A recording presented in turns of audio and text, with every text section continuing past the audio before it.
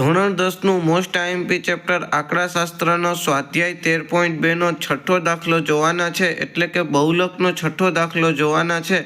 તો તમે જોઈ શકો છો બહુલકમાં આપણને વર્ગ અને આવૃત્તિ આપેલી હોય છે.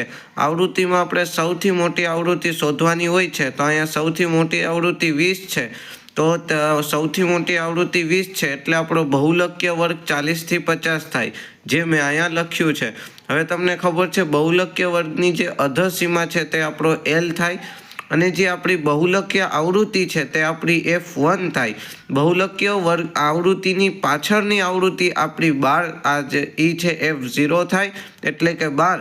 અને બહુલકીય આવૃત્તિની આગળની આવૃત્તિ એટલે એ આપણો F2 થાય, એટલે કે 11. અને h આપણી વર્ગ લંબાઈ ખબર જ છે, મોટા વર્ગમાંથી નાનો વર્ગ બાદ કરો તો વર્ગ લંબાઈ મળે. હવે આપણું z બરાબર સૂત્ર છે z = L પ્લસ કૌંસમાં F1 - F0 upon 2 F1 - F0 - F2 એને ગુણ્યા h.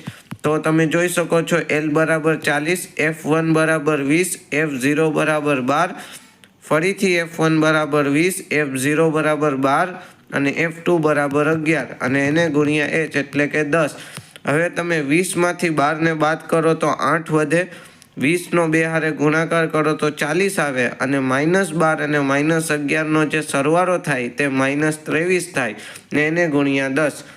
હવે 40 પ્લસ 8 ગુણ્યા 10 ને 40માંથી 23 જાય તો તમારા 17 વધે, અને 8 ગુણ્યા 10 80 થાય, તો 80ના છેદમાં 17.